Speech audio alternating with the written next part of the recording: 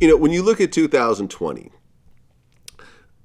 the NBA is a lot more international, right?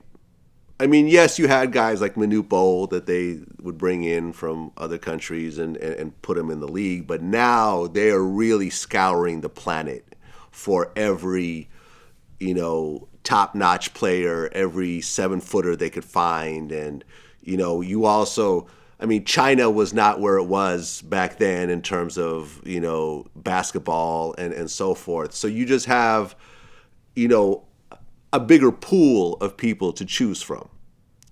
Do you think there could ever be another 5'3" player in the NBA these days? Boy, I tell you, I hope, I wish, and I think that it can be, because this game is global, as you said. It's a global game, and a lot of kids now out here in different countries dreaming, where they didn't have that opportunity before. The Philippines. Even though that's a small, diminutive country, but you got kids that's still dreaming, and basketball is pretty huge over there.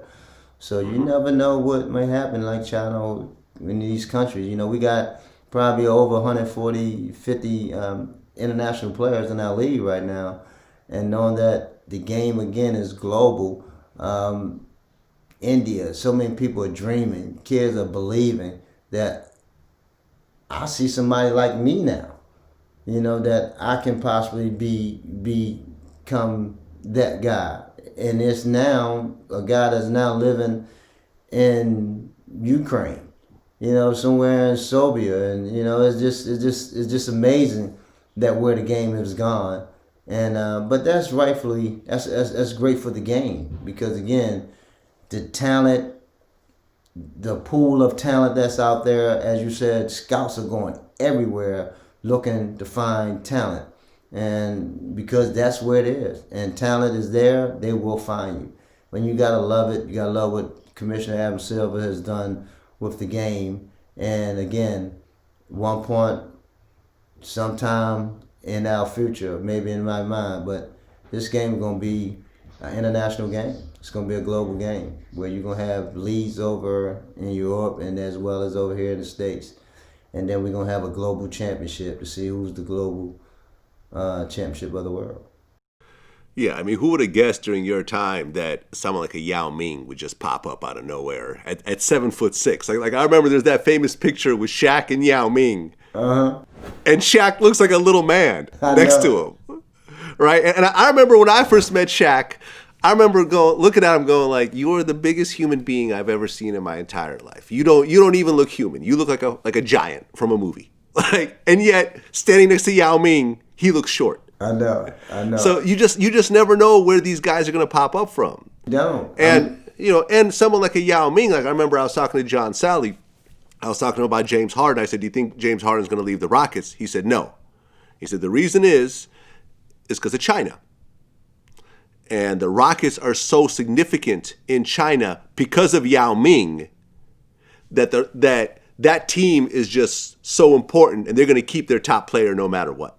Once upon a time, I would say, because Houston now has gone through a little transformation considering what happened from what Daryl Morey has said about that, and they lost the sponsorship, the TV wasn't being shown no more over there, so they took a big hit from that.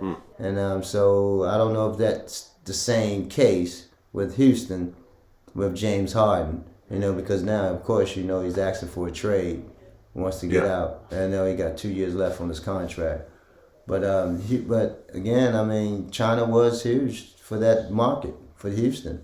And they played a really significant role for that. And Yao being the, now the president of the, federal organization down there, who was always huge with the Houston organization, kind of took a little back step. But I think they will get it back.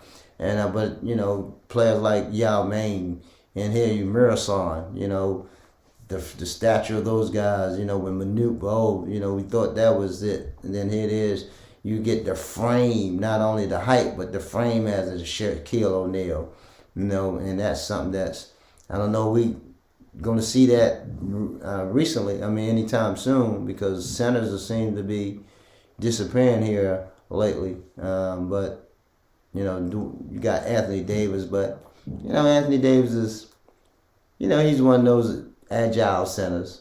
Versatile. We haven't seen a Shaquille O'Neal, Wilt Chamberlain in quite some time.